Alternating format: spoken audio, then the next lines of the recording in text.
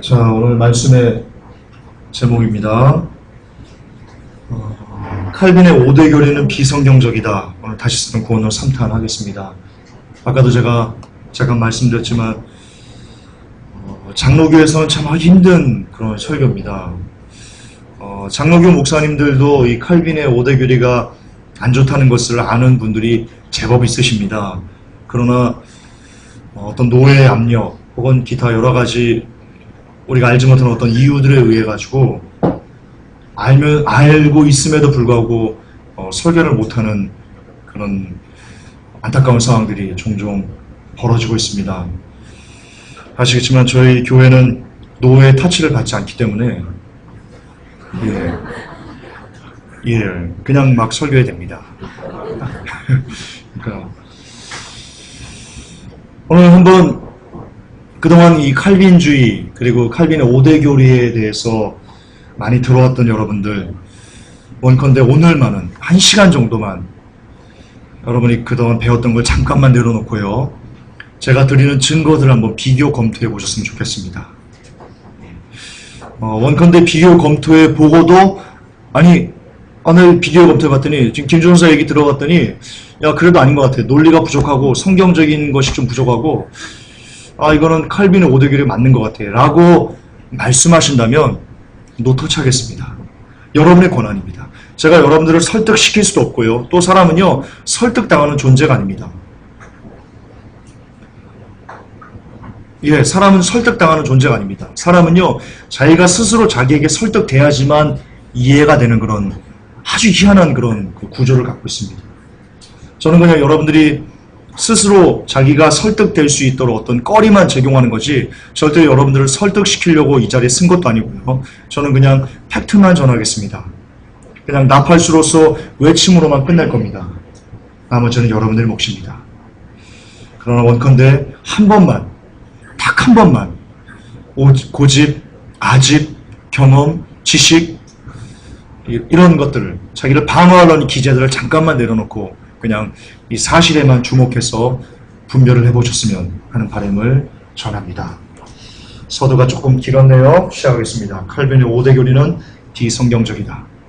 오늘은 특히 칼빈의 5대 교리 중 전적 타락에 대해서, 전적 타락의 허구성에 대해서만 말씀드리겠습니다. 그리고 다음 주는 무조건적인 선택이 어떻게 성경적으로 잘못되는지 그렇게 계속 순차적으로 이어가겠습니다. 오늘은 전적 타락 시작합니다.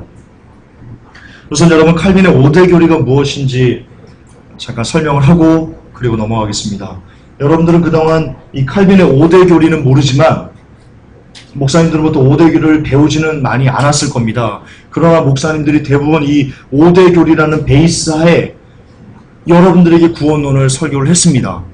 그렇기 때문에 한 번 구원 영원한 구원이요, 영접 기도하면 구원이 끝났어, 이런 식의 것들이 나온 겁니다. 바로 이게 토양입니다. 5대 교리가 우리가 그동안 들어왔던 구원론의 토양입니다. 그래서 5대 교리가 뭔지 먼저 말씀드리고 그것이 얼마나 잘못된 건지를 말씀드리면 그러면 이제 그 토양에서 나온, 그 물에서 나온 구원론이 얼마나 비성경적인 것이를 여러분들이 이해할 수 있겠다 싶습니다. 먼저 5대 교리를 잠깐 간략하게 설명하겠습니다. 5대 교리는 전적 타락으로부터 시작했어요. 무조건적인 선택, 그리고 제한된 속죄, 저항할 수 없는 애, 성도의 견인, 이렇게 해서 튤립 교리라고 합니다. 영어가 있는데 우린 한국인이니까요 영어 읽지 않겠습니다. 발음도 이상하고 제가 그냥 그렇게 하시면 됩니다. 그냥 한국말로 전적 타락, 무조건적인 선택, 제한된 속죄, 이런 겁니다. 사람은 전적으로 타락했다. 그래서 하나님께서 무조건적으로 선택한 어떤 사람들만 구원받을 수 있다. 그리고 예수 그리스도는 그렇게 무조건적으로 구원하시기로 선택한 그 사람들만 위해서 십자가에서 피를 흘리셨다. 다른 사람을 위해서는 죽지 않았다. 그렇기 때문에 무조건적인 선택에 의해서 선택된 사람들을 위해서 예수님께서 죽으셨기 때문에 하나님께서 그들을 살리기 위해서 부어주신 그 은혜를 절대로 선택된 사람들은 거부할 수 없다. 그렇기 때문에 끝까지 하나님께서 그 사람을 이미 무조건적으로 창세전에 선택했기 때문에 끝까지 버리지 않고 천국으로 견인해 가신다. 이게 칼빈의 5대 교리입니다. 그리고 이게 그동안 여러분들이 들어왔던 구원론의 토양입니다. 이것을 베이스로 목사님들이 이렇게 짜집게 하고 저렇게 짜집게 하고 이렇게 엮고 이렇게 AB를 조립하고 ABC를 조립하고 해서 여러분들에게 설교를 했던 겁니다. 이 토양에서 특히 장로교는 더욱더 그렇습니다. 장로교뿐만이 아닙니다. 순복음, 감리교 지금 거의 다 이 토양 하에서 그렇게 구원론을 설교하고 있습니다. 이것은 사실입니다. 어떤 목사님에게 가서 물어보셔도 이것은 사실입니다. 자, 만약에요, 이 교리가 맞다면요, 여러분 이것은요, 이 칼빈 교리는요, 하나님을 가장 난폭한 폭군으로 만드는 교리가 됩니다. 자, 예를 들어 봅시다. 하나님께서 어떤 사람을 무조건적으로 선택했습니다. 그 말은 작용 반작용의 법칙을 여러분 생각해 보세요. 작용 반작용의 법칙을. 하나님께서 어떤 사람만은 여러 가지, 한 100명의 사람이 있습니다. 전 세계 인구가 100명이라고 칩시다. 그 100명의 사람 중에 50명을 구원하시기로 무조건적으로 선택했다는 뜻은 작용 반작용 법칙에 의해 가지고요, 50명은 무조건적으로 버리기로 선택하셨다는 것과 똑같은 겁니다. 그들이 아무리 옳은 삶을 살건, 그들이 아무리 하나님께 나아가려고 애를 쓰건 말건 관계없이 그냥 무조건적으로 던져버리기로, 지옥으로 던져버리기로 선택하셨다는 것과 동일합니다. 맞습니까? 맞습니다. 맞습니다. 자, 창세전부터 아무 조건 없이, 아무런 조건이 없어요. 그가 아무리 열심히 해도 그런 조건 따지지 않아요. 그냥 지옥에 보내기로 선택한 사람은 그가 무슨 짓을 해도 지옥으로 하나님께서 이끌고 가신다. 바로 어떤 교리가 나옵니까? 성도의 견인이 아니고요, 지옥으로의 견인 교리가 나오게 됩니다. 여러분 맞습니다.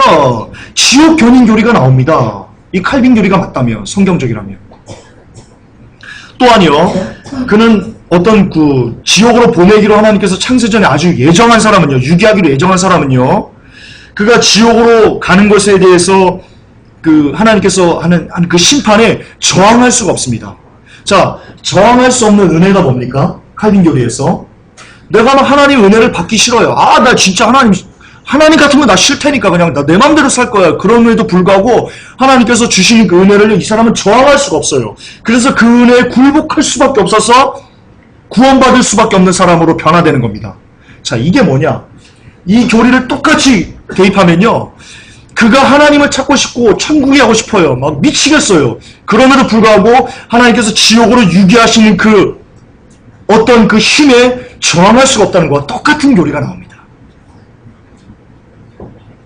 여러분, 이것을 부인하는 것은 힘듭니다. 어떤 신학자도 이것을 부인하는 것은 힘듭니다. 그렇잖아요. 따라서 그가 아무리 열심히 하나님을 찾으려고 한다고 할지라도 그는 반드시 100% 지옥으로 떨어집니다. 왜? 하나님께서 천국으로 데려갈 사람을 선택하시고 무조건으로 선택하시고 그를 끝까지 그가 거부해도 무조건적으로 은혜를 부어가지고 데리고 천국으로 가신다는 것이 성경적이라면 그가 아무리 미친 짓을 해도 무조건적으로 지옥으로 떨어뜨리는 하나님의 능력이 있다는 것을요, 거부할 수 있는 교리가 없다니까요. 따라서 이것은 이 반대 개념도 정확하게 칼빈 교리와 똑같은 겁니다. 칼빈의 5대 교리와 똑같은 겁니다. 동전의 양면입니다. 동전이 여러분 앞면만 갖고 가면 어떻게 됩니까? 위조 지폐되는 겁니다. 자, 우리 막 1,000원짜리 지폐 하나 주십시오. 지폐. 1,000원도 없어요? 도와야 되겠네. 예. 자, 이 돈입니다. 자, 앞면만 있습니다. 앞면만. 자, 여러분들이 뒷면이 없어요. 뒷면이 그냥 아무것도 없어요. 그냥 백지예요. 여러분 이걸로 은행 가게 가가지고 뭐 사고 빵 하나 사고 이거 냈다고 칩시다. 여러분 잡혀갑니다. 네? 안 바꿔도 되는데요?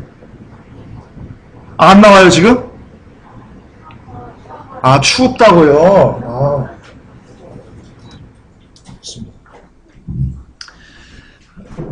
자, 그렇지 않습니까? 이 돈은 앞면뿐만 아니고 뒷면도 반드시 이렇게 똑같이 있어야 됩니다. 그래야 돈입니다. 칼빈주의가 그렇습니다. 지금 칼빈주의 앞면에 뭐가 기재되어 있냐면 하나님께서 저항할 수 없게 사람들을 만들어가지고 무조건적으로 천국을 데려간다라는 교리가 있습니다. 그러나 그것을 반대로 뒤집으면요, 어떤 사람은 아무리 천국 가고 싶어도 무조건적으로 저항할 수 없는 심판을 내려가지고요, 그를 지옥으로 보낸다는 교리가 정확하게 도출됩니다. 그래서 돈이 되는 것처럼. 고맙습니다. 네, 빵 사 먹어야지. 일하는 소에게 망을 실지 말라고 그랬습니다. 예, 따라서 이 칼빈의 5대 교리는요, 이 세상의 그 어떤 신보다도 하나님을 가장 난폭한 그런 절대적인 폭군으로 만드는 아주 기가 막히는 신성모독을 하는 그런 교리입니다. 그리고 여기서 말하는 칼빈 교리가 이제 어떻게 성경적으로 다른지 제가 차근차근 여러분한테 설명을 좀 드릴게요. 자, 이런 칼빈의 5대 교리에 대한 신학자들의 주장을 좀 봅시다. 지금 여기서 나오는 던컨, 콥스, 쿠스탕스, 아비드 이런 사람들은요, 당대 석학들이라고 불렸던 그런 위대한 신학자들이라고 칭하고 있습니다. 신학교에서 신학생들을 우러러보는 신학자입니다. 이들이 뭐라고 말했는지 봅시다. 던컨이 얘기합니다. 그리스도는 칼빈주의 5개 항목으로 알려진 교리를 가르쳤다. 예수님이 칼빈 5대 교리를 가르쳤답니다. 산상수훈과 기타 여러 가지 설교를 통해서 그걸 가르쳤답니다. 이거는 신성모독입니다. 이따 말씀드리겠습니다. 자, 콥스가 이렇게 얘기합니다. 성경에 계시된 하나님의 구원 계획은 잘 알려진 칼빈주의 5대 교리로 구성되어 있다. 거짓말입니다. 새빨간 거짓말입니다. 제가 증명해 드리겠습니다. 새빨간 거짓말입니다. 유명한 신학자 쿠스탕스가 이렇게 얘기했습니다. 칼빈주의 5대 교리는 개혁주의 신앙의 바울, 어거스틴, 칼빈으로 이어지는 체계의 5가지 위대한 확언이며 그것은 모두가 만족할 만큼 논리가 정연하며 철저한 성경적인 겁니다. 아, 미쳐버리겠습니다. 이걸 신학생들이 배우고 있습니다.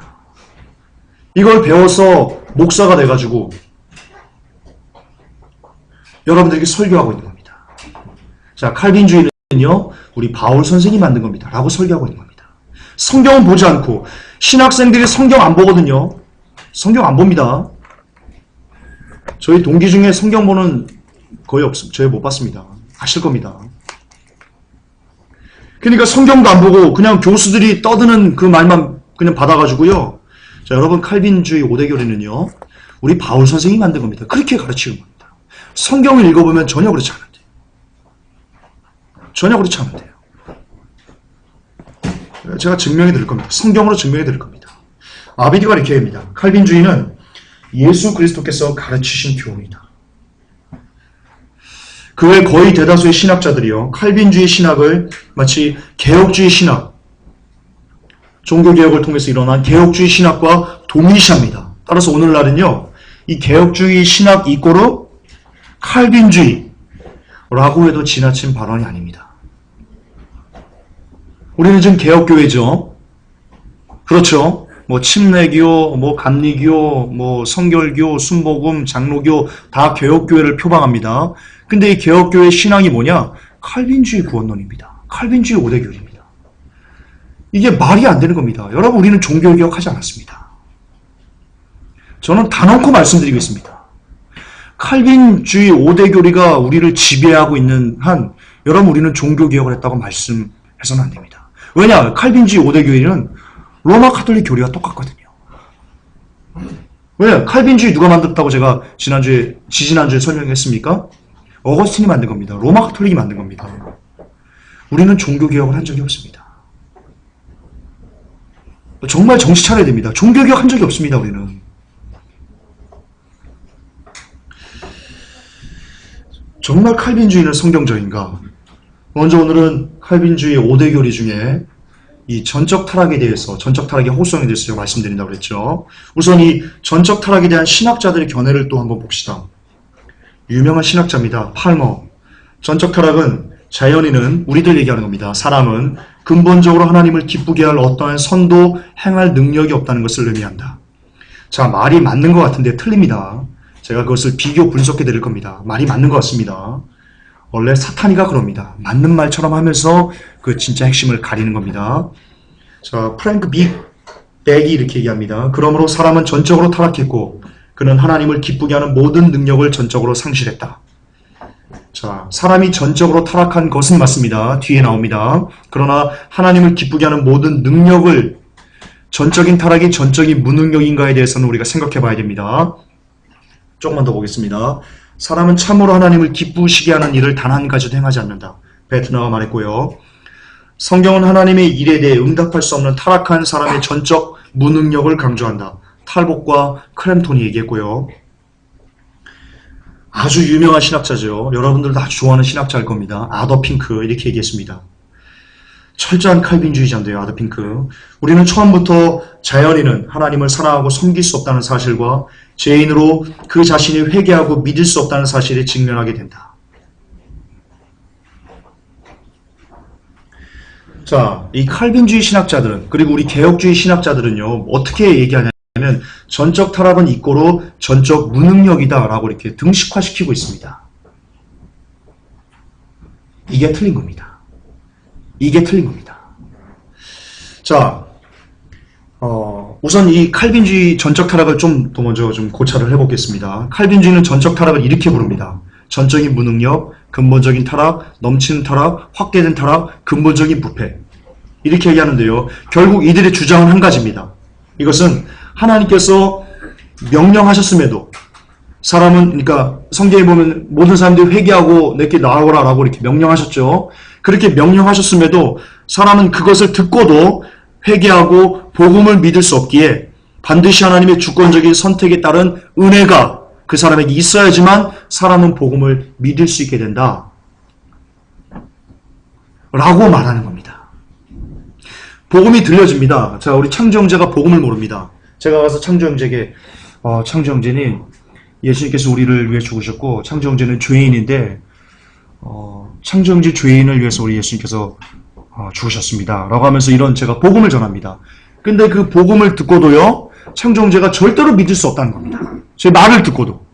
예수 그리스도에 듭니다. 왜? 전적으로 타락했으니까. 전적으로 무능력하니까. 그 복음에 반응할 수 있는 길이 없으니까. 따라서 창조 형제가 구원받기 위해서는 제가 복음을 전해서 구원받는 게 아니고요, 창세장의 창조 형제를 구원하시고 하나님이 선택하셔야지만, 그래야지만 저항할 수 없는 은혜를 부어가지고 창조 형제가 구원을 받을 수 있다는 겁니다. 제가 복음 전하는 건 전혀 상관없이. 이게 전적 타락입니다. 칼빈주의가 가르치는. 즉, 전적 타락은요, 무조건적인 선택을 부르는 시발점이 됩니다. 따라서 칼빈주의가 여러분 순서가 있다고 가르칩니다. 전적 타락이 있고 그 다음에 무조건 선택이 있고 이렇게 계단을 쌓아 올라가듯이 전적 타락부터 시작한다라고 가르칩니다. 신학교에서. 그렇다면 여기서 아주 중요한 명제가 하나 나옵니다. 만약 전적 타락이 성경적이지 않다면, 제가 이 시간 그것을 성경적으로 박살낼 수만 있다면, 그러면 칼빈주의의 5대 교리는요, 그냥 한순간에 와르르 모래성처럼 무너지게 되는 겁니다. 그리고 저는 오늘 전적 타락이 비성경적이라는 것을 성경적으로 제가 규명해 드릴 겁니다.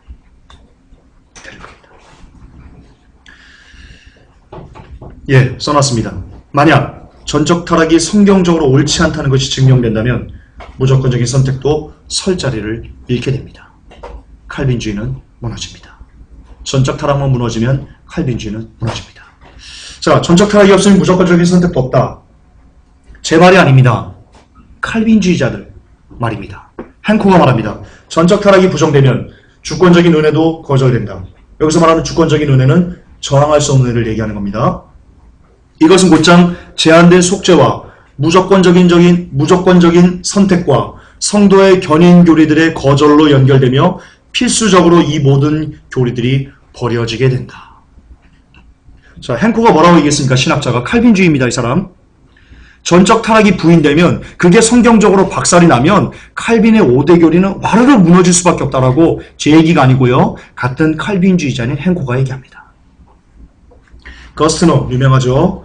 사람들이 예정의 교리에 관해 갖고 있는 대부분의 문제는 실제 예정에 관한 문제가 아니라 전적 타락에 관한 문제이다. 그렇습니다. 전적 타락 나고 그리고 예정론 나는 겁니다. 이게 사실입니다. 여러분들이 예정론이 성경적으로 배운 것이 실은 뭐냐? 이 전적 타락에 대한 싸움이었던 겁니다.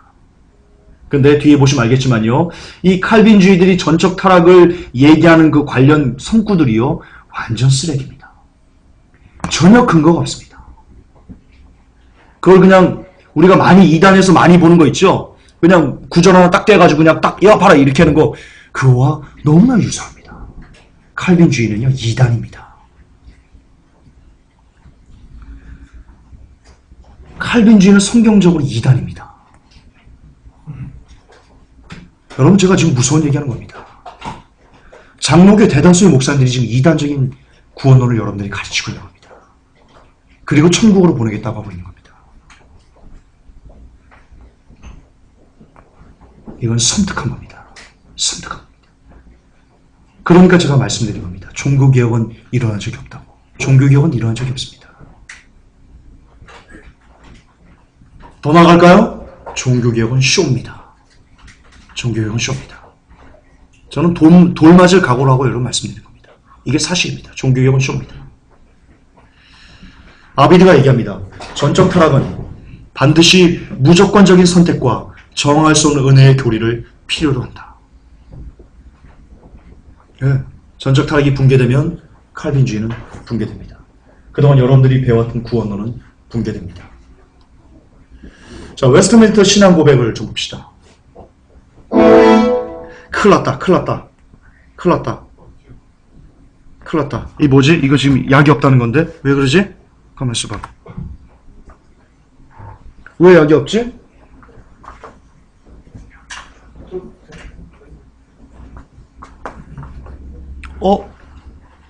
충전이 안 돼요. 아, 왜 이러냐, 이거.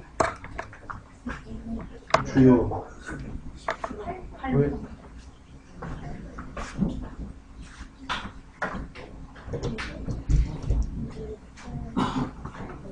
자, 끊어주면 안 되는데. 흐름이 참. 자, 다시 하겠습니다.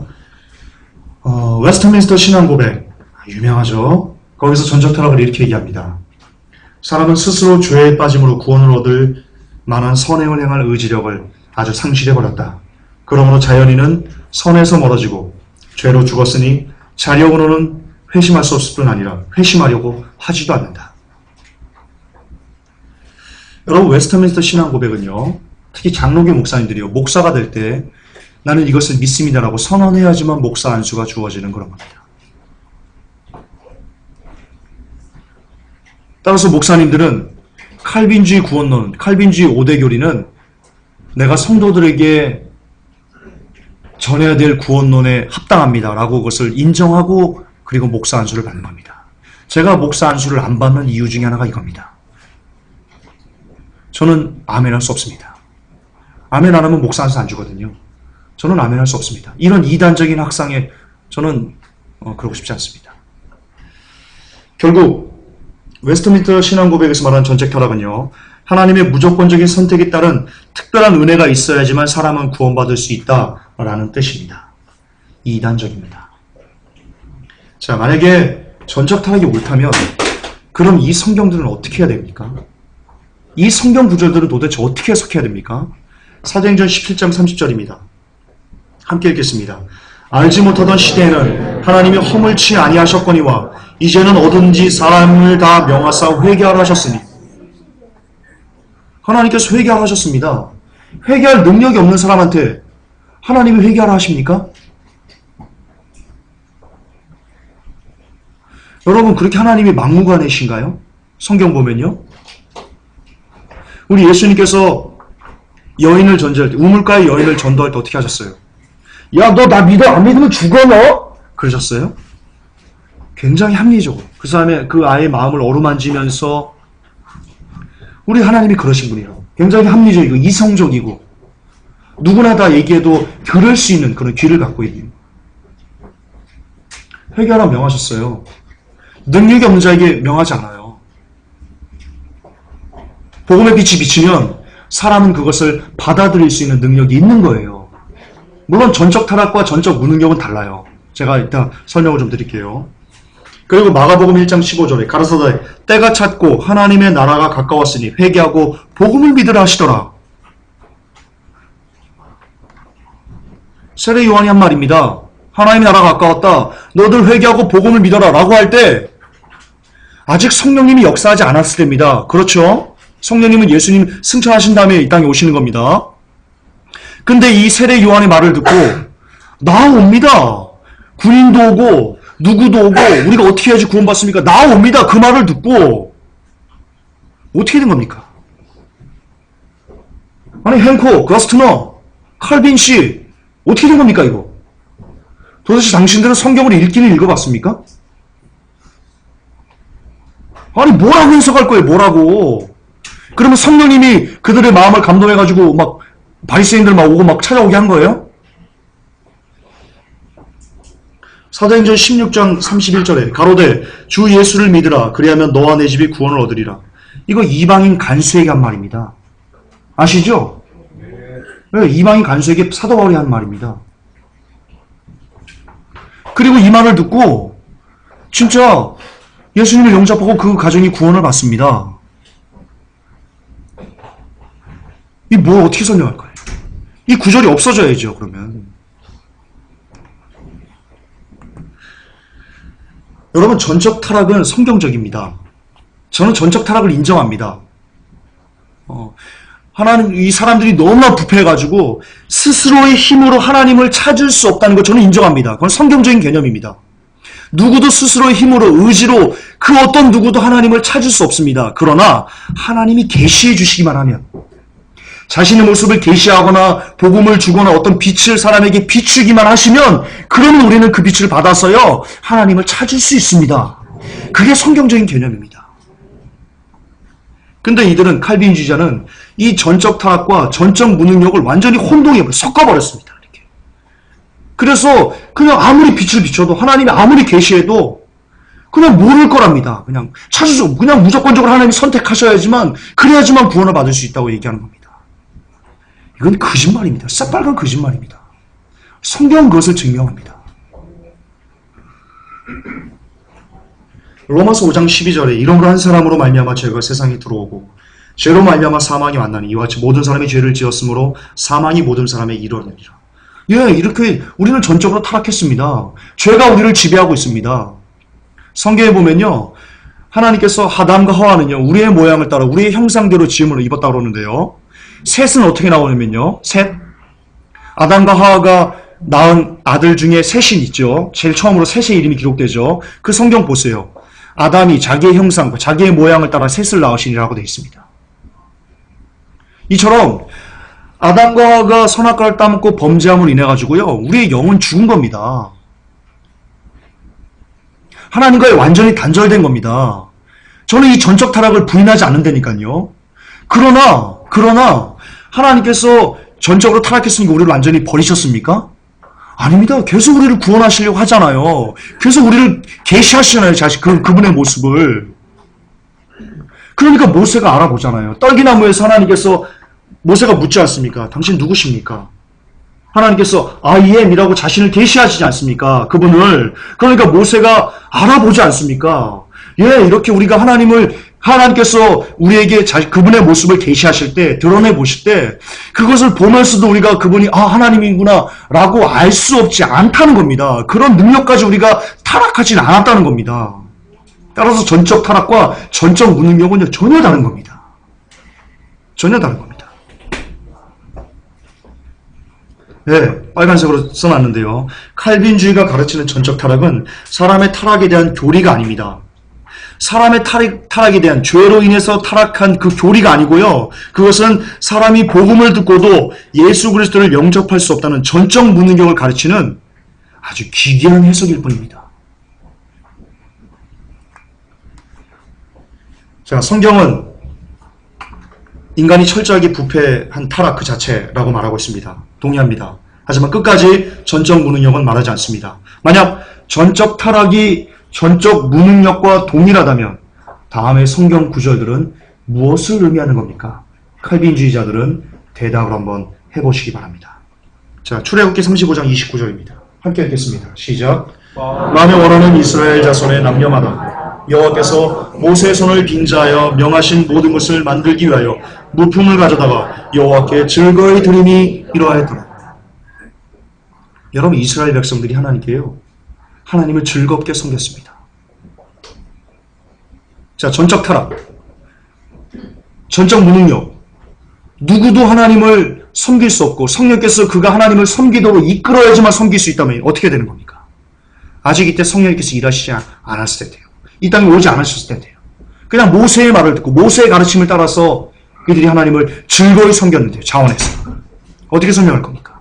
역대상 28장 9절에 내 아들 솔로몬아 너는 내 아비의 하나님을 알고 온전한 마음과 기쁜 뜻으로 섬길지어다. 지금 다윗이 솔로몬에게 얘기하는 겁니다. 여호와께서는 문 마음을 감찰하사 모든 사상을 아시나니 내가 저를 찾으면 만날 것이요 버리면 너를 영원히 버리시리. 사람이 먼저 하나님을 찾습니다. 성경 다윗이 그렇게 가르치는 겁니다. 여러분 다윗이 교리가 부족했나요? 다윗이 하나님에 대해서 잘 몰랐나요? 다윗이 어떤 평을 받습니까? 하나님한테. 이는 내 마음에 합한 자야 라는 평을 받습니다. 다윗만큼 하나님과 긴밀한 교제를 한 왕이 없습니다. 그 왕이 얘기합니다. 네가 먼저 하나님을 찾아. 솔로몬 네가 하나님을 찾으면 하나님이 너를 찾아줄 거야. 만나줄 거야. 뭡니까? 칼빈주의 어떻게 대답할 겁니다. 칼빈주의시라면 이거 성경 없어져야 됩니다. 하나님이 강권적으로 너를 찍었으니까 너는 하나님을 벗어날 수 없어. 다윗이 이렇게 가르쳤어야 됩니다. 솔로몬에게. 역대상 28장 5절 보세요. 금은 그릇을 만들며 공장의 손으로 하는 모든 일에 쓰게 하였느니 오늘날 누가 즐거이 손에 채워 여호와께 드리겠느냐. 누가 즐거이 스스로 자원하여 하나님께 드리겠느냐 말합니다. 이에 모든 족장과 그 말을 듣고 그 사람의 그 말을 듣고 이렇게 얘기합니다. 누가 하나님께 즐거이 드리겠니? 이렇게 던진 겁니다. 그랬더니 이 말을 듣고 이해가 이 말을 듣고입니다. 모든 족장, 이스라엘 모든 지파, 어른, 천부장, 백부장, 왕의 사무감독, 대부분의 이스라엘 백성들이 다 그 말을 듣고 즐거이 드렸습니다.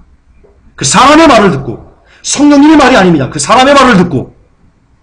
자, 전적 무능력이면 어떻게 해야 돼요?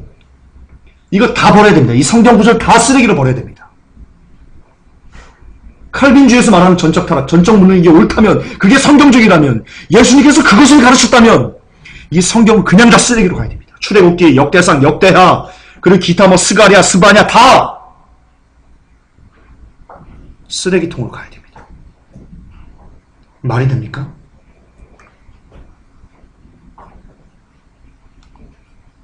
또 있습니다. 역대하 31장 14절 동문지기 레위 사람 임나의 아들 고레는 즐거이 하나님께 드리는 예물을 맡아 여호와께 드리는 것과 모든 지성물을 나누다. 이 고레라는 사람은 즐거이 하나님께 예물을 드리는 사람이었습니다. 시편 54편 6편 다윗이 이렇게 얘기합니다. 내가 낙헌제로 주께 제사하리이다. 여호와여 주의 이름에 감사오니 주의 이름이 선하심이니이다. 자원해서 주께 드립니다. 자원해서. 다윗은 출애굽기 35장 21절에 무릇 마음이 감동된 자와 무릇 자원하는 자가 와서 성막 짓기 위하여 그 속에서 쓸 모든 것을 위하여. 하나님의 성막을 짓는데요. 자원해서 와서. 자원해서. 곧 마음에 원하는 남녀가 와서 가슴핀과 귀고리와 가락지와 목걸이와 여러 가지 금품을 가져왔을 때 사람마다 여호와께 금 예물을 드렸으며. 이거 모두 다 자원해서 한 겁니다. 자신의 자유의지로 드린 겁니다. 이래도 전적 무능력이 성경적이라고 떠드실 겁니까? 어디 그런 이단, 상이단이 어디 있습니까? 그런 상이단. 하나님의 말씀을 다 쓰레기통으로 버리는 상이단이 어디 있습니까? 칼빈주의는 상이단입니다. 상이단. 이단 중에서도 최고로 높은 곳에 있는 상이단입니다. 종교개혁은 일어난 적이 없습니다. 구약시대 사람들도 모두 중생하지 못한 허물과 죄로 죽은 사람들입니다. 따라서 칼빈주의자들의 논리대로 그들은 스스로 하나님을 섬겨서는 안 됩니다. 만약 그들이 섬겼다면 그러면 그들은 태초부터 구원받기로 예정했고 따라서 그들에게 성령님의 특별한 은혜와 은총으로 그들이 하나님을 섬기게 된 겁니까? 자, 다시요. 만약 칼빈주의자들이 이스라엘 백성 특별히 하나님께서 선택하셔가지고 그게 성령님의 역사, 하나님의 신으로 그들을 감동해가지고 그들이 그래서 구원받기로 예정됐기 때문에 그러니까 그들이 자원해서 드린 거지 라고 말한다면 죄송하지만 뒤에 저항할 수는 없는 은혜 그리고 성도의 견인구리는요 그냥 박살나야 됩니다. 왜냐? 이스라엘 백성들 대부분이 다 죽었거든요. 광야에서 자원해서 성막을 짓기로 드렸던 그 사람들 대부분이 다 싹 다 전멸했거든요. 어떻게 해석할 거예요? 하나님께서 하나님의 신에 감동해서 특별한 은혜를 줘가지고 그들이 그래서 하나님께 자원해서 어떤 물건을 드리게 한 거라면, 여러분들 주장이 그거라면 어떻게 설명할 거예요? 싹 다 죽은 거는.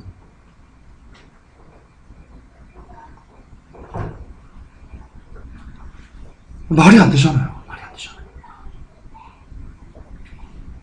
예, 제가 써놨네요. 성도의 견인, 정할 수 있는 은혜는요, 엿 바꿔 먹어야 됩니다. 엿 바꿔 먹어요. 저희 아버지가 살아계실 때 깡냉이 장사 하셨거든요. 저희 아버지가 주는 깡냉이하고 바꿔 먹어야 됩니다. 엄청 맛있었습니다. 이렇게 손가락에 껴가지고 맨날 먹었습니다. 엄청 배부르게 먹었네, 깡냉이. 예, 엿 바꿔 먹어야 됩니다. 우리 아버지가 엿도 좀 파시지, 그냥. 그럼 내가, 얘따 엿 먹으라 그랬던데. 참. 예, 말이 안 되는 겁니다. 따라서 전적 타락이 인간이 어떤 경우에도 하나님을 섬길 수 없는 자유의지마저 박살낸 것은 아니라는 것을 우리는 성경을 통해서 증명해낼 수 있습니다. 여러분, 우리의 자유의지가 박살난 건 아닙니다.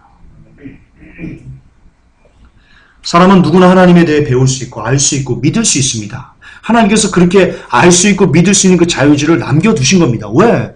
사랑하니까. 끝까지 구원하기를 원하시니까. 예.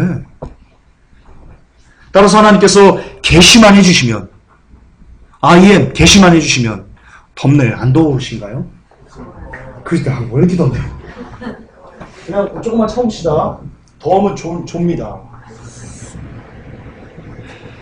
예, 그러면 우리는 구약에서 하나님이 누구나 다 하나님을 섬길 수 있습니다. 여러분, 구약을 보면요, 이스라엘 백성 아닌 사람들도요, 심지어 다른 신을 섬기는 사람도요, 하나님이 누군지를 알고 그분을 두려워한다는 것이 나옵니다. 성경에 아주 많이 나옵니다. 실례를 들어드릴까요? 제가 어제 창세기를 이렇게 자면서 듣다가 잠이 들었는데요, 이 야곱의 외삼촌 라반 있죠, 라반이 집에 드라빔을 섬겼습니다. 자기 신을. 하나님 아닙니다, 드라빔이. 그쵸?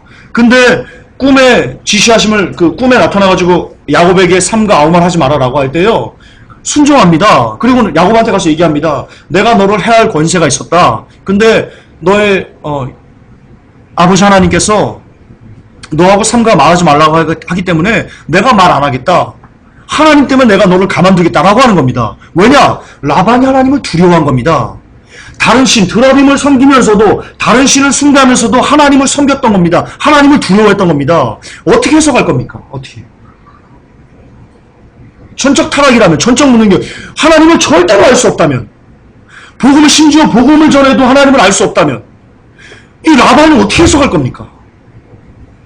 구약의 그 수많은 사람들, 바락 아시죠? 바락 선지자. 발람 선지자 아시죠? 예. 이스라엘 하나님을 두려워했습니다. 그래서 와서 저주하라고 부탁하기도 하고. 다른 민족은요, 가나안의 족속에 있어요, 한 족속을 남겨뒀죠. 그 한 족속이 자기도 멸망당할까 두려워가지고 막 이렇게 막 멀리서 온 것처럼 해가지고, 시간이 너무 없어요. 이거 얘기하면 안 돼요. 어쨌든 그렇게 두려워했던 그 역사가 굉장히 많습니다.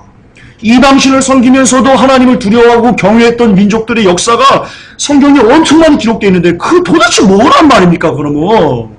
하나님 알 수 없다며. 전적으로 타락해서, 전적으로 무능해서, 아무리 얘기해도 하나님을 못 알아본다면서요, 사람들이. 칼빈이 그렇게 얘기하지 않습니까? 그걸 목사님들이 아멘하고 목사가 되지 않습니까? 그걸 종교개혁이라고 하지 않습니까? 개혁주의 신앙이라고 하지 않습니까? 또 혈압 올라고 그래, 또 그냥. 아니, 어떻게 성경을 이렇게 쓰레기로 만드는 그 교리를 아멘하면서 그걸 개혁주의 신앙이라고 말하는 것을 아멘하고 있냐 말입니다, 우리들이. 그리고 무슨 종교개혁이 일어났다고 지금 떠들고 있냐 말입니다, 우리가. 종교개혁은 개혁의 종교개혁입니까? 이런 쓰레기 같은 구원을 우리가 듣고 있으면서 무슨 종교개혁을 논하고 있습니까? 차라리 가톨릭이 낫지, 차라리.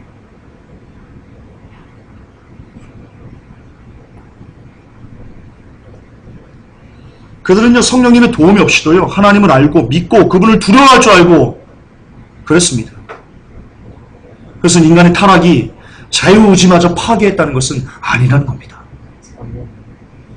그러니까 그러니까 성경에 누구든지 불러 회개하라 명하셨다라고 성경에 나오죠. 그러니까 이런 능력이 있으니까 하나님께서 안 걷어가셨으니까 이것을 하나님께서 우리가 그런 능력까지 다 걷어가시면서 다 걷어가셔놓고 너희들 불러 회개하라 하셨다. 이게 얼마나 이중적인 기만적인 하나님이십니까?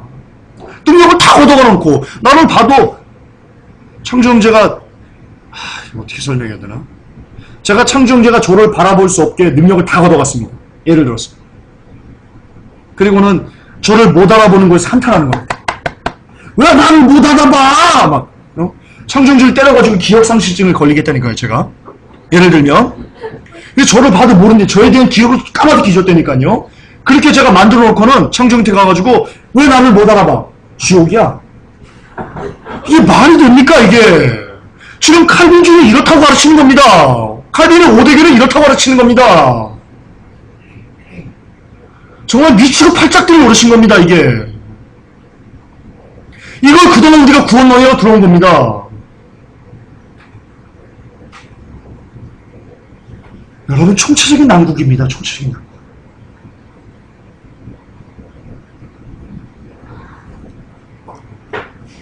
따라서 칼빈주의자들의 고백인 인간은 하나님의 무조건적인 선택에 의해 선택되어야만 하나님을 알 수 있고 믿을 수 있고 섬길 수 있다는 말은 성경 그 어디에서도 찾을 수 없습니다. 어디에서도 찾을 수 없습니다. 그냥 칼빈의 말입니다. 더 정확히는 어거스틴의 말입니다. 쓰레기 같은 어거스틴의 말입니다.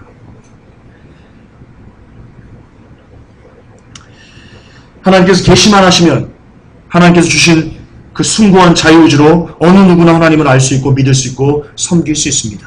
그 신뢰가 고넬료입니다. 고넬료. 고넬료는 이방 장군이었습니다. 아시죠? 근데 이스라엘 백성이 하나님을 알고 듣고 섬기고 두려워서 떨어서 금식하면서 하나님께 기도했던 그런 사람입니다. 이에게 성령님은요, 나중에 베드로가 가서 말씀을 전할 때 성령님이 그에게 내려서 각종 다른 방언 말함으로 말하더라 라고 되어 있습니다. 성령님을 아직 받기 전에 고넬료는 하나님을 섬겼습니다. 어떻게 설명할 거예요? 성령님의 강권하신 역사가 있어야지만 그가 하나님을 섬길 수 있다면 도대체 고넬료를 어떻게 설명할 거예요? 고넬료를 찢어버리고 이렇게 설교했어요. 목사님들. 고넬료를 찢어버리고. 사도행전이 몇 장입니까? 11장인가 말할 겁니다. 그걸 찢어버리고 설교하세요. 찢어버리고. 낯뜨거워서 어떻게 설교하려고 합니까? 낯뜨거워서. 고넬료를 보고. 이게 지나친 비판입니까? 정당한 비판입니다. 그러나 칼빈과 그의 추종자들은 이렇게 얘기합니다. 실은 제가 말을 바꿨습니다. 칼빈과 그의 똘만이라고 했다가 제가 추종자를 바꿨습니다. 오늘 아침에 부랴부랴 바꿨습니다. 근데 하다 보니까 혈압이 올라서 똘만이라고 해야 되겠습니다. 칼빈과 그의 똘만이들은 이렇게 얘기합니다. 타락한 사람의 의지는 부패되어 하나님의 은혜에 의해서만 그들의 타락으로부터 구원받을 수 있다. 타락한 사람의 의지는 부패되어 완전히 죄에 속박되어 있다. 아더 핑크. 웨스트민스터 신앙고백 제10장 효력 있는 부르심에 관하여 제4절. 택함을 받지 못한 다른 사람들은 비록 말씀의 전도를 통하여 부름을 받고 성령의 일반적 역사를 어느 정도 받더라도 그들은 결코 그리스도에게 참으로 돌아오지 않으며 따라서 구원을 얻지 못한다. 미친 겁니다. 이게 미친 겁니다. 전도하지 말라는 겁니다. 전도할 필요가 없다는 겁니다. 거듭 반복하지만 목사 안수 받을 때 웨스트민스터 신앙 고백에 따른 어떤 그 교례들을 인정합니까? 예 해야 됩니다. 예. 아니요 하면 목사 안수 안 줍니다. 이런 쓰레기 어떻게 예를 합니까? 이런 쓰레기에. 이건 쓰레기만도 못한, 그건 아주 오물 같은 건데, 이거는. 전도할 필요가 없는 겁니다. 아무리 제가 창조형제에게 막 울면서, 창조형제, 제발 돌아가면서 막 금식하고 막 창조형제를 40일 새벽 금식 한 적 없어요. 한 적 없어요. 솔직해집시다. 어쨌든, 예를 들어서, 제가 40일 막 새벽 안 먹고 막 창조형제 말해서 막 기도하고 막 맨날 자료 갖다 주고 성경을 막 그래도 그런 것 은혜를 받아도 창조형제가 하나님께서 택하지 않았으면요 절대로 그리스도께 가서 구원을 받을 수 없답니다. 지금 이렇게 얘기하고 있는 겁니다. 웨스트민스터 신학 고백이.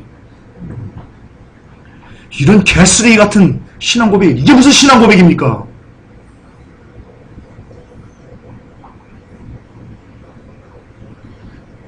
웨스트민스터 신앙 고백 제10장 2절에 이렇게 되어 있습니다. 사람은 성령에 의해 살아나게 되고 새로워질 때까지 수동적인 상태에 있다. 그러나 성령으로 새로워지면 이 부르심에 응답할 수 있고 이 부르심을 통해 제공되고 전달되는 은혜를 받아들일 수 있다. 그럼 고넬료는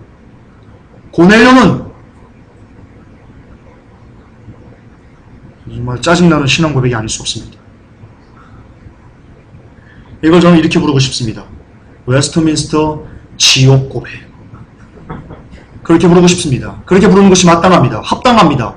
이성적입니다. 예, 그렇게 불러야 됩니다. 그러나 성경은 이렇게 얘기합니다. 로마서 6장 17절에 하나님께 감사하리로다. 너희가 본래 죄의 종이더니 너에게 전하여 준 바 교훈의 본을 마음으로 순종하여 죄에서 해방되고 의에게 종이 되었느니라. 네, 우리가 죄의 종 맞습니다. 전적 타락 맞습니다. 인정합니다.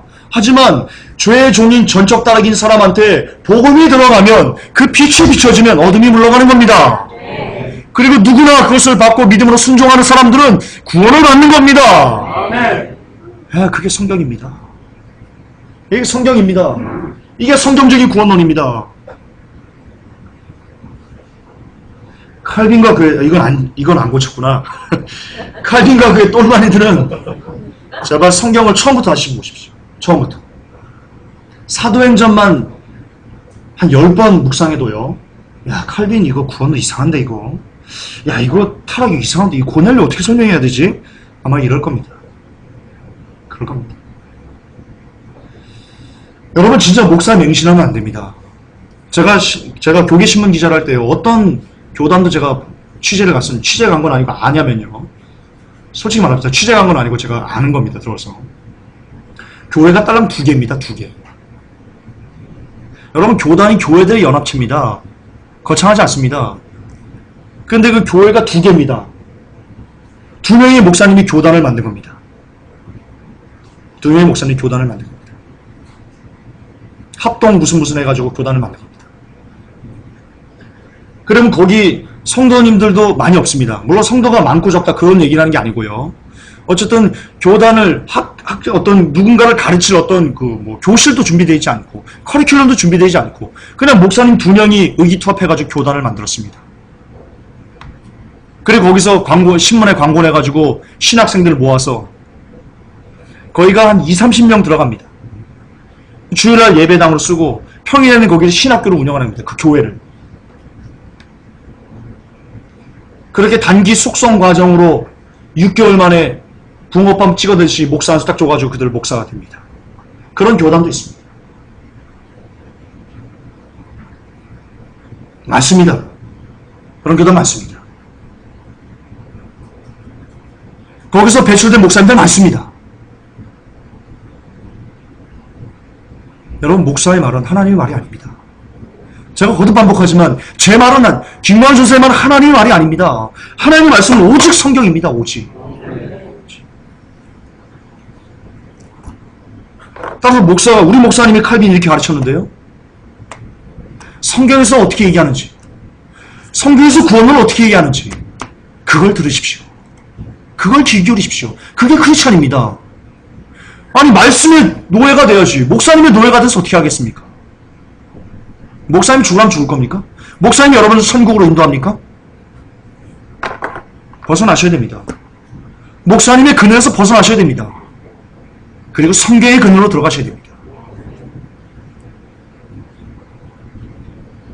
이런 어처구니 없는, 우리가 그렇게 존경하는 신학자들이 이런 어처구니 없는 비성경적인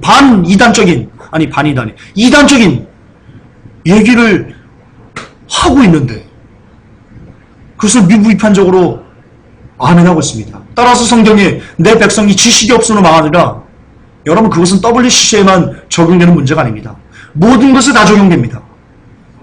성경을 아는 지식이 없으니까 목사의 말에 일희일비하면서 휘둘리면서 지옥으로 가는 구원론을 하나님의 구원론인 줄 알고 착각해서 한 번 구원 영원한 구원, 나는 택함 받았으니까 영원히 멸망하지 않아 라는 또 욕 나오려고.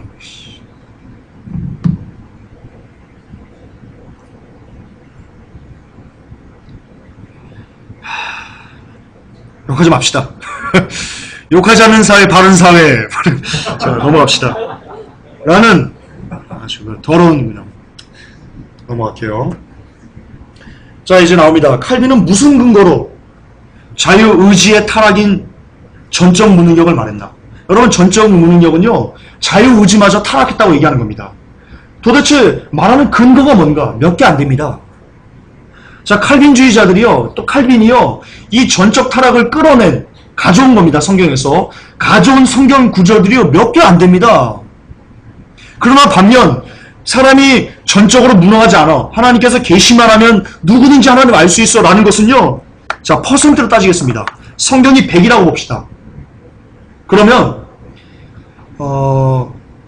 하나님께서 계시하면 우리가 하나님을 알 수 있어. 알아볼 수 있어. 라고 그것을 지지하는 구절이요, 99.9%입니다. 반면, 어떻게 보면, 야, 우리가, 그래, 타락했어. 하나님을 알 수 없지. 라고 어떻게 보면, 이렇게, 그렇게 받아들일 수 있는 거리가 조금이라도 있는 것들이 0.1%입니다. 그리고 칼빈은 99.9%를 버리고, 0.1%의 목숨을 걸었던 사람입니다. 그게 옳습니까? 여러분, 도박, 바카라 이런 거 해보셨습니까? 안 해봤죠. 저도 안 해봤습니다. 진짜입니다. 저는 밑장 빼기밖에 모릅니다. 아, 농담이고요. 우리 도박을 한다고 봅시다. 창조형제가 전 세상을 도박할 겁니다. 예를 들어서. 그러지 마세요. 도박 끊으세요. 전 재산 1억 있다고 칩시다. 아, 많이 잡읍시다. 10억, 100억. 여러분, 우리의 영혼이 100억보다 귀하죠? 네, 창조형제가 100억 있다고 칩시다. 그 100억을 배팅합니다. 배팅하는데 내가 손해볼 확률이 99.9%입니다. 그리고 딸 확률은 0.1%입니다. 100억 배팅할 겁니까? 그럼 미친 사람이 어디 있습니까? 99.9%라도 저는 100억을 배팅 안 합니다. 99.9%. 딸 확률이 99.9%고 잃을 확률이 0.1%라도 저는 100억 배팅 안 합니다. 그냥 그 100억 갖고 지금 잘 먹고 잘 살 겁니다. 그런데 100억이 아니고요. 1000억이 아니고요. 만억이 아니고요. 우리의 영혼입니다. 평생 우리가 어디서 사는가를 결정하는 그런 절체절명의 순간에 칼빈은 우리 영혼이 멸망할 수 있는 확률이 99.9%인 것에 배팅해버렸습니다.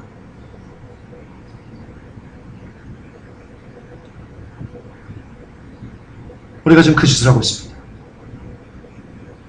여러분들이 들어온 구원론이 그겁니다. 한 번 구원, 영원한 구원. 구원 잃어버리지 않아. 그게 그겁니다. 왜 한 번 구원, 영원한 구원 잃어버리지 않는 건지 아십니까? 칼빈은 오대교리 때문입니다. 하나님께서 무조건 선택했으니까 너 지금 죄악 가운데 있어? 괜찮아. 하나님이 너 선택하셨어. 너 교회 나온 건 있잖아. 우연이 아니야. 우리의 만남은 우연이 아니야. 무슨 노사인 패거리입니까? 노사인 패거리? 우연이 아니야. 창세전부터 너를 구원하시 하나님께 택하셨기 때문에 너 교회에 나온 거야. 그러니까 네가 지금 죄악 가운데 있어도 하나님은 반드시 너를 성화시켜서 저항할 수 없는 부활을 성화시켜서 너를 견인하실 거야. 걱정하지 마. 걱정하지 마. 너 성화될 거야. 이래서 우리 구원이 잃어버리지 않아라는 게 나온 겁니다. 그래서 우리 구원은 예수 믿는 걸로 그냥 끝나버렸어 라고 나온 겁니다. 그러니까 목사님들이 베리십 받으러 가는 겁니다. 왜? 구원이 끝나는데 뭔 상관이야, 베리십 받든 말든. 베리칩이 짐승의표를 못 알아보는 게 다 이 칼빈 때문, 이 쓰레기 때문입니다, 여러분. 그러니까 이것만 박살나면 베리칩 알아보게 됩니다, 사람들이. 이것만 박살나면, 이 구원로만 박살나면.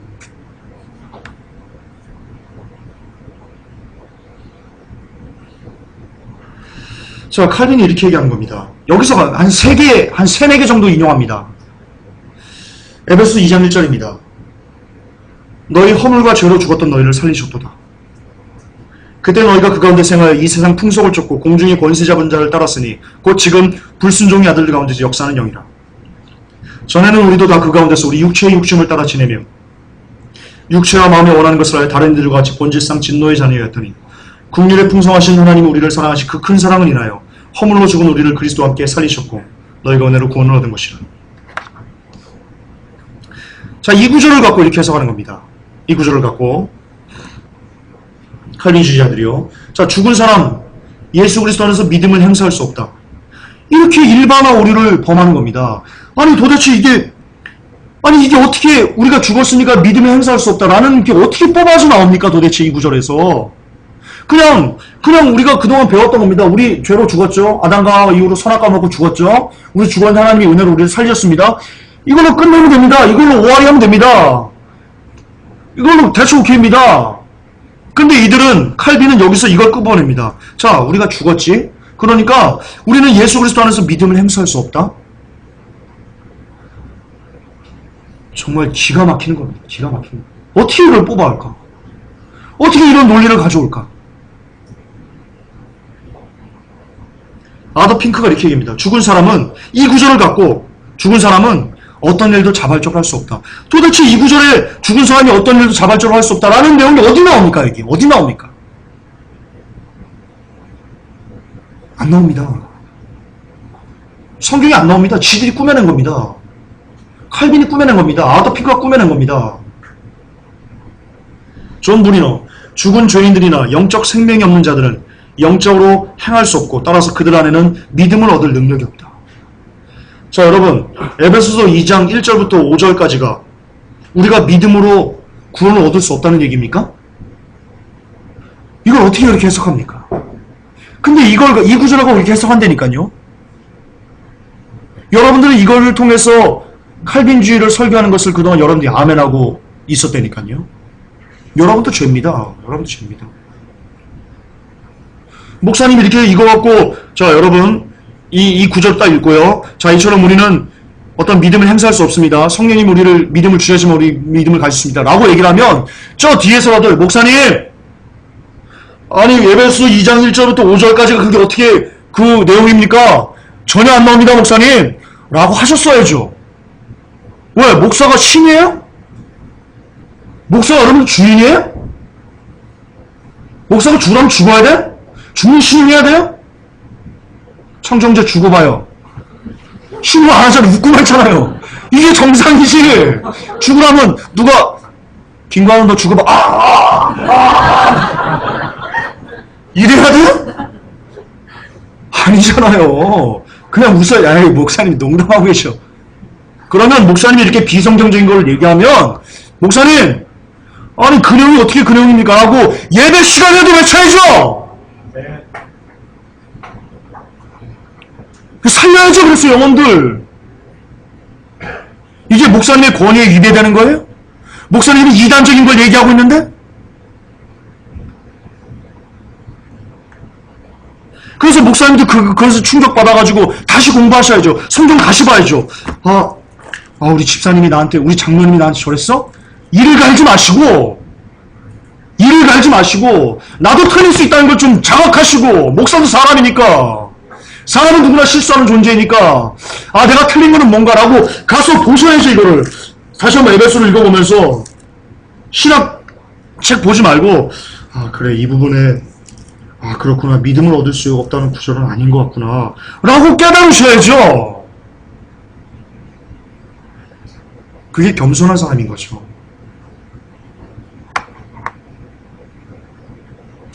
교만해가지고 아니 감히 목사가 얘기하는데 평신도 나무래니가 죽자는 겁니다. 그건. 성경에요. 왜 하나님을 찾지 않는지라고 나온지 아십니까? 성경에요. 교만하기 때문에 하나님을 찾지 않는다라고 나옵니다.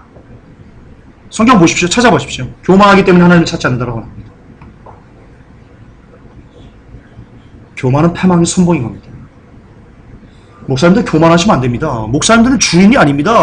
교회 주인도 아니고요. 신도 아니고요. 머리 위에 군림하는 존재도 아닙니다. 목사는 양치는 자입니다. 양치는 자. 양을 섬기는 겁니다. 헌신, 서번트. 그게 목사의 존재 목적입니다. 서번트입니다. 서번트. 하인이 되는 겁니다. 성도들을 위해서.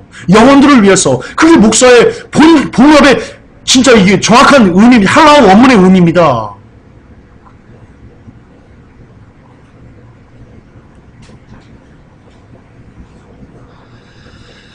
여러분, 에베소서에서 나오는 역사는요, 그냥 단순히 복음을 전한 능력입니다. 시간이 없으니까 넘어가겠습니다. 자, 칼빈이 제시한 두 번째 증거물입니다. 이 전적 타락을 전적 무너진 게 옳다고 증거한 제시물입니다. 요한복음 1장 10절입니다. 12절까지 같이 한번 읽을까요? 시작. 그가 세상에 계셨으며 세상은 그로 말미암아 지은 바 되었으되 세상이 그를 알지 못하였고 자기 땅이 오매 자기 백성이 영접지 아니하였으나 영접하는 자 곧 그 이름을 믿는 자들에게는 하나님의 자녀가 되는 권세를 주셨으니. 미치겠습니다. 여기 보면 자기 땅이 오매 자기 백성이 영접지 아니하였다. 이걸 갖고요, 저 못 알아보지 않냐?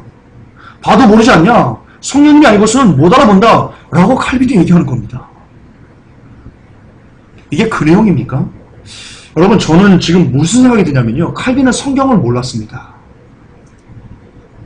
여러분, 이 구절은요 유대인들이 예수님을 부인하고 배척하고 그리고 이방인들이 예수님을 영접하게 된다. 여러분, 그 얘기, 그 예언을 성취하는 것과 그 이상도 그 이하도 아닙니다. 딱 그 얘기입니다. 근데 이걸 갖고 자기 백성이 영접지 않았지? 자, 봐, 못 알아보는 거야. 이렇게 얘기하는 칼빈. 저는 칼빈이 성경이 굉장히 무식했다고 저는 보고 있습니다. 아주 무식했다고. 이런 논리가 나오면 안 됩니다. 이걸 전적 타락으로 전적 타락을 지지한다, 전적 무능력을 지지한다 라면서 이 구절을 쓰면 안 됩니다. 그럼 밑에 뭐예요? 영접하는 자, 곧 그 이름을 믿는 자들에게는 하나님의 자녀가 되는 권세를 주셨으니. 여러분, 이거 흥정역 킹제임스 말씀 보조마켓 거를 보면요, 누구나 하나님의 자녀가 되니라고 되어 있습니다. 누구나. 이 영접하는 자 누구나, 그 이름을 믿는 자 누구나 하나님의 자녀가 되는 권세를 얻는다고 되어 있습니다. 어떻게 설명할 건데, 이거? 칼빈. 이걸 자가당착이라고 합니다. 스스로 제 무덤을 파는 겁니다. 이 구절을 들이대면 안 됩니다, 칼빈은. 다른 많은 구절이 또 없지만, 애써 들이대도 이 구절을 칼빈이 들이대서는 안 됩니다. 패착입니다. 칼빈의 패착입니다.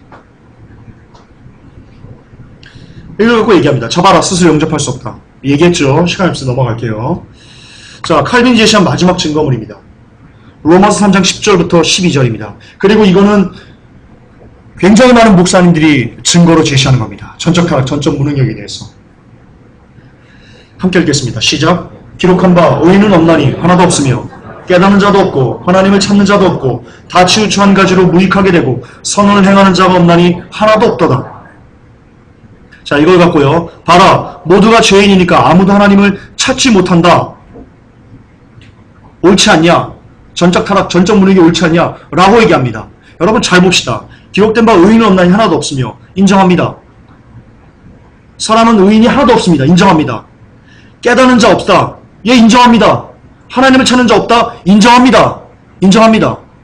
다 치우쳐 한 가지로 무익하게 되고 선을 행하는 자 없다. 하나도 없다. 인정합니다. 그러나 이랬기 때문에 예수님이 오셨고 이랬기 때문에 하나님께서 자신의 모습을 계시하신 겁니다. 깨닫는 자도 없고 하나님을 찾는 자도 없고 의인도 없고 죄로 인해서 다 죄의 종이 되어서 한 가지를 치우쳐 무익하게 되고 선을 행한 자가 아무도 없기 때문에, 그렇기 때문에 구원의 문을 여시기 위해서 예수님이 오실 수밖에 없었던 겁니다. 그리고 예수님이 오셨으면 이제 이것을 없어져야 되는, 그 예수님이 오시기 전의 것을 기록한 겁니다. 로마서는. 무슨 말이냐? 지금 사도 바울이 이렇게 얘기하는 겁니다. 예수님이 오셨으면서도, 예수님께서 복음의 빛을 비쳤으면서도 너희들이 하나님을 찾지도 못하고 깨닫지도 못하고 이 얘기가 하는 게 아니고요. 예수님이 오시기 전에 복음의 빛이 비치기 전에 너희들은 어떤 상태였냐면 의인이 아니었다. 너희들은 깨닫는 자 하나도 없었다. 너희들은 하나님을 찾는 자도 없었고 다 너희들이 행한 거라고는 한 가지를 치우쳐 무익하게 그냥 선을 행하지 않고 악만 행하던 그런 철저하게 너희는 더러운 쓰레기들이었다. 이렇게 죄 아래 가두는 겁니다. 그러나 이제 예수가 오셨으니까 너희들은 회개하고 그 복음을 믿고 하나님께 나와야 된다. 믿음으로 구원받아야 된다. 라고 말하는 겁니다. 이게 이 뜻입니다. 어떻게 이 뜻 같고, 어떻게 그 말씀 같고, 자 봐라, 아무도 하나님을 찾는 자 없으니까 성령께서 강권주를 역사하지만, 그리고 택하야지만 너를 구원할 수 있다. 너는 구원받을 수 있다. 라고 말할 수 있습니까? 아까도 말했지만요, 칼빈은 성경이 무식했던 사람입니다. 칼빈이 기독교 강의에서 굉장히 어메이징한 말들도 많이 썼습니다. 솔직히 말해서. 그러나 그것도 다 어딘가에서 짜집게 한 거라고 저는 믿습니다. 그의 지식이 아니라고 저는 생각합니다.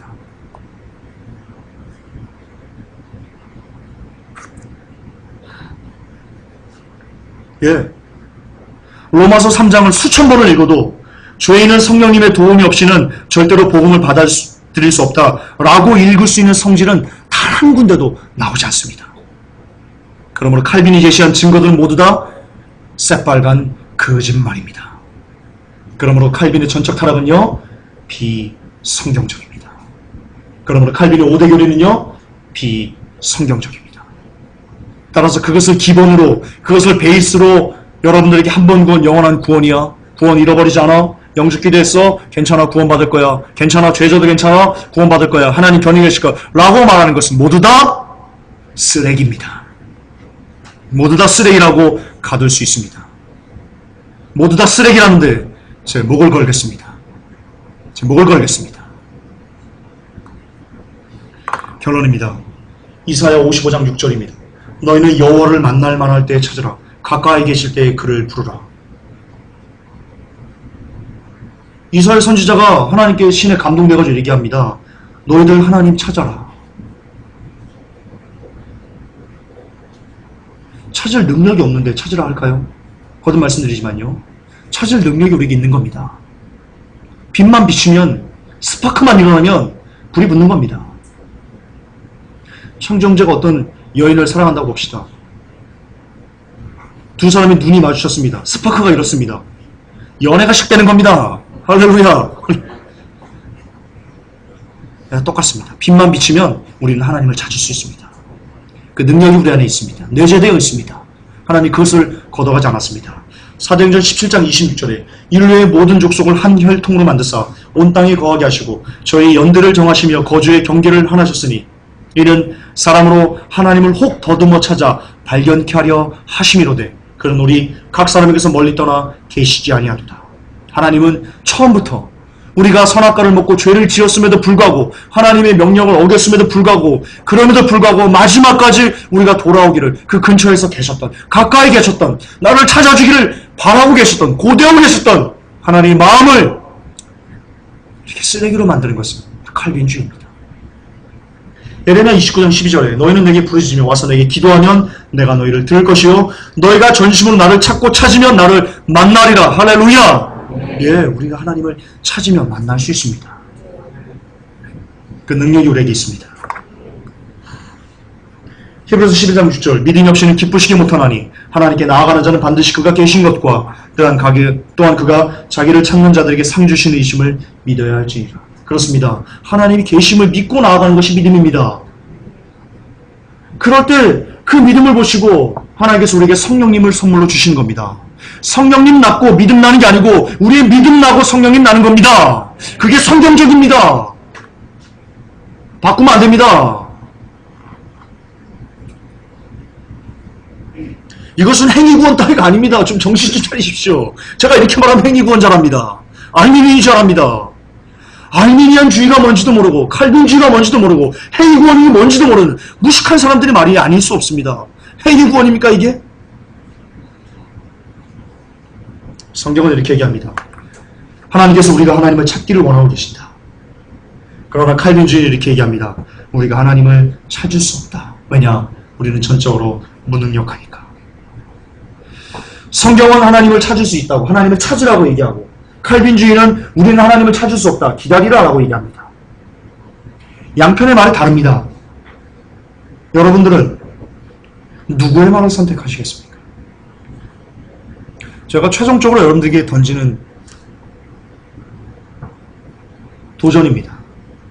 다시 강조하겠습니다. 마지막 마무리입니다. 성경은 하나님을 찾을 수 있다. 하나님께서 너희들이 하나님을 찾을 수 있는 자유지를 걷어가지 않았어. 하나님 계시만 하면 너희들은 하나님을 찾을 수 있고 섬길 수 있고 자원해서 그분을 섬길 수 있어. 라고 성경은 그렇게 얘기합니다. 그러나 칼빈주의는 아니 절대 못 찾아. 하나님이 숨었어. 너희들이 선택되지 않으면 절대로 하나님을 알아볼 수도 없고 복음을 들어도 몰라. 그렇게 얘기합니다. 자, 두 가지 전혀 다른 상반된 주장이 여러분들에게 지금 놓여져 있습니다. 여러분들은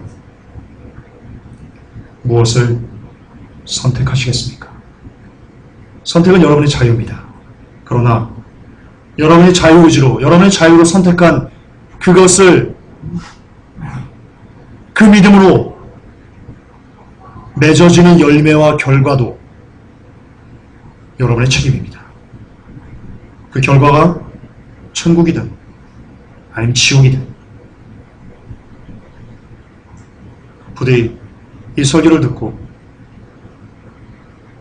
아까도 말씀드렸지만 여러분의 고집과 아집과 어떤 지식과 이런 것을 잠깐만 내려놓고 그냥 성경을 성경대로만 바라보면서 분별해서 무엇이 옳은지 스스로 생각하시고 그에 따른 열매도 여러분들이 스스로 따시기 바랍니다. 하나님, 우리가 그동안 어떻게 배워온 겁니까? 도대체 무엇을 배워온 겁니까? 무슨 구원론을 우리가 배워온 겁니까? 하나님, 제발 이것이 마지막 때 깨어지길 원합니다. 부서지길 원합니다. 이 칼빈이 부서져서 진짜 성경적인 구원론으로 끝까지 그들이 피를 흘리면서 구원을 위해서 전투하지 않으면 그들이 구원에서 탈락될 수 있다는 안타까운 것을 제발 하나님 깨닫기를 원합니다.